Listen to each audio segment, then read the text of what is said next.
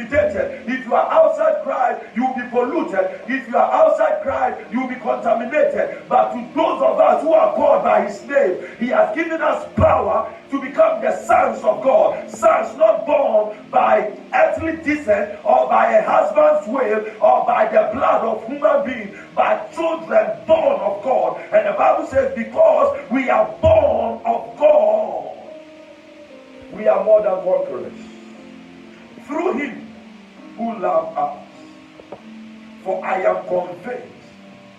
One of the things the church must know, we need to be convinced that we have Jesus. We need to be convinced we have God. We need to be convinced that we have the backing of God. We have the backing of the Holy Spirit. We have the backing of the Father. We are convinced that neither death, we don't fear to die. In Revelation chapter 12, the Bible said they didn't fear death, they were ready to die. For I am convinced that neither death nor life, neither angels.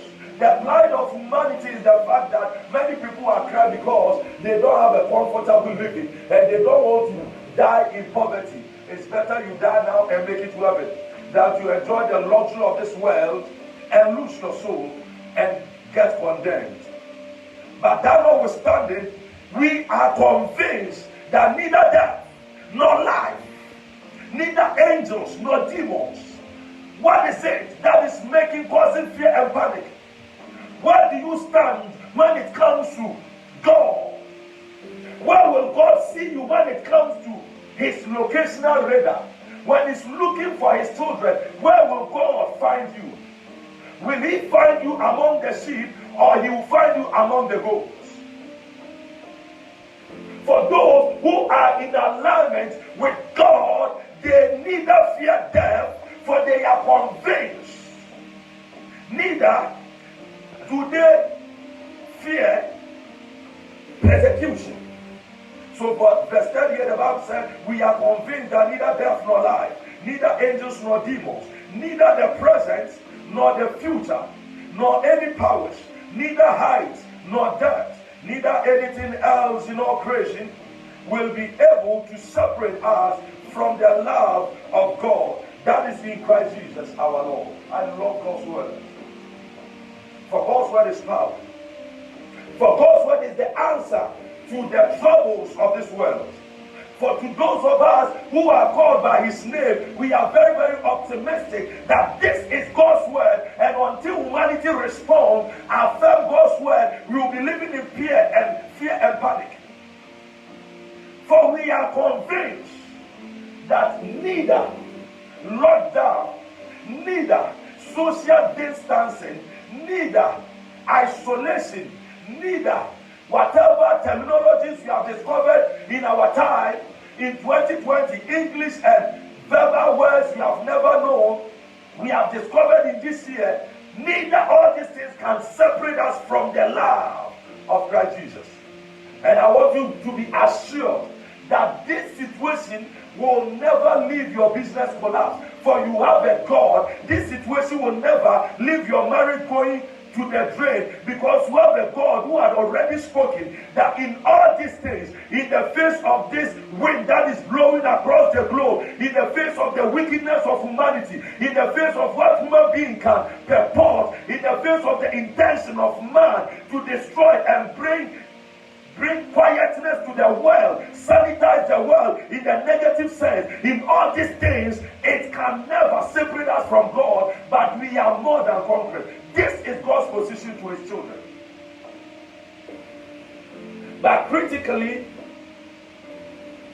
I want us to pick some points in assurance as I zoom into the title. Who will bring any charge against those whom God has chosen? Wherever you are, I want to assure you that God has chosen you. You are the chosen of the Lord. You are the elect of the Lord. You are the selected of the Lord. This matter can get worse. It is not news to us. There is nothing new under the sun. We are very comforted by the word of God that in the midst of the heat, though this Outwardly, our body will go through the pain and torture, but inside us, in our spirit will be renewed day and day out. Outwardly, we may be wasting away. Outwardly, we may not find things to eat, but within our spirit will be renewed day in and day out. And this is the joy we share in our salvation. For who will bring any charge? Who can bring charge against the people of God? Who can bring charge against the church of our time? Nothing can stop the rising and the move of what God is doing. It may seem as if things are pressing us down. Remember, the Bible says that we are not down, but we are not knocked out. We may be silent today, but we are bouncing back. I want whatever you are, you know that whatever is happening, whether you have closed your shop, whether you have closed your business, whether you have been told to go back, it doesn't cripple what God wants for his church. Who will bring any charge against those whom God has chosen? It is God who justifies. Who is he that condemns? Coronavirus can never condemn the church. It can never condemn the church. Who is he that condemns? Christ Jesus, who died. More than that, who was raised to life. In 35, who shall separate us from the love of Christ? Shall trouble, or hardship, or persecution, or famine, or nakedness, or danger, or sword. God has spoken. His word will never fail. His word changes not. This is what we need to know as people of God. We need to be challenged in the days we find ourselves. This is not a time for we to be selfish, for we to be lazy, for we to joke with our walk with God, because everything points to the fact that Jesus is coming. Whoever knew and whoever thought that we can experience such a horrendous times like this. It has never occurred in my thought before. Still, it looks like it's a dream. I was observing things, and you could see cars grounded. Cars are so dead because they are not moving. Beautiful cars, expensive, luxurious cars. Institutions are closed. Could this thing ever happen? Yes, it is happening in our own eyes and in our time. Knowing all these things, we are more than conquerors. I am leading you to a message I've entitled, The Call to Duty. The Call to Duty. With all these things that God has assured the church, until we realize duty is calling, it doesn't work for the believer.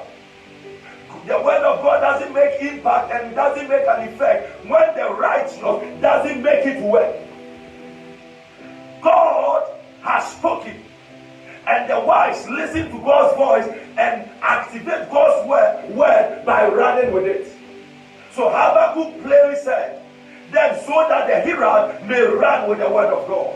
The church must run with the word of God in our time.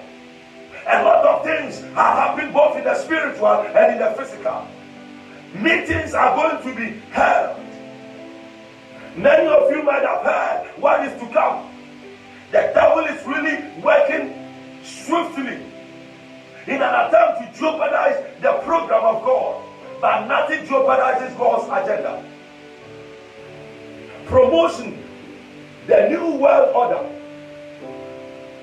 Well, we knew the Bible has foretold, but is it time? Is it for real? Meetings are going to be held. But how well is the church prepared? If this thing could happen at the glaring of our eyes, then anything can happen.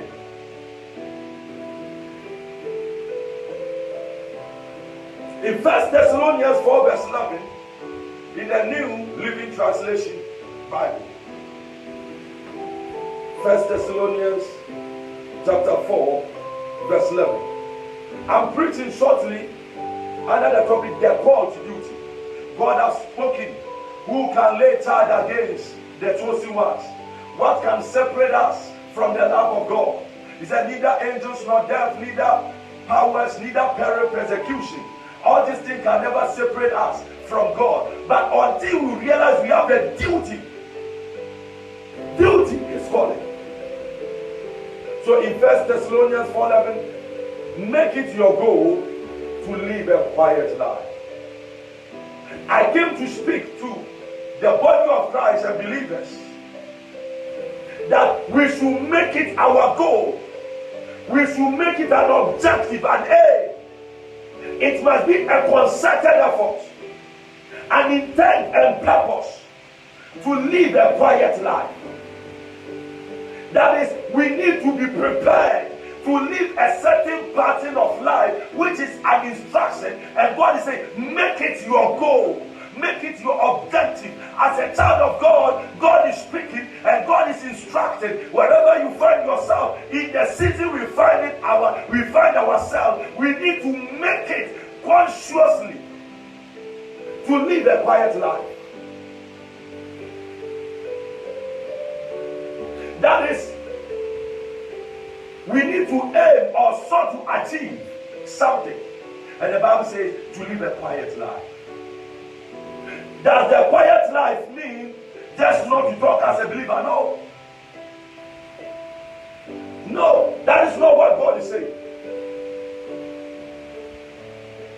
As I read, it said, make it your goal to live a quiet life, minding your own business and working with your hands, just as we instructed you before.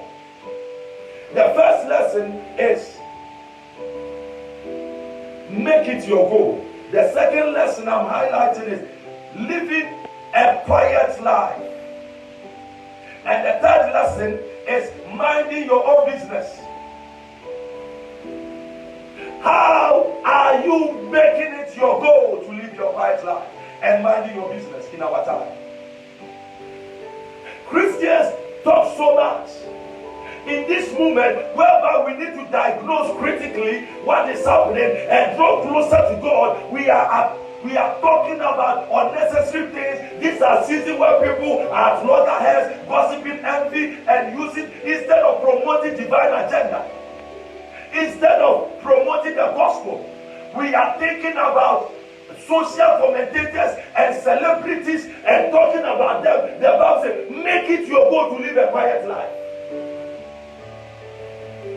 We think others are going to go to hell because of the way they are living their life. But until the trumpet sound, nobody can determine who is making it to heaven or who is making it to hell. It lies within an individual calling. Therefore, Bible says, make it your goal to live a quiet life. Think about yourself. Be introspective. To live a quiet life doesn't mean you have to be silent. It is not simply saying don't talk. God is saying you don't need to be so inquisitorial. It's not about people's matters. It's about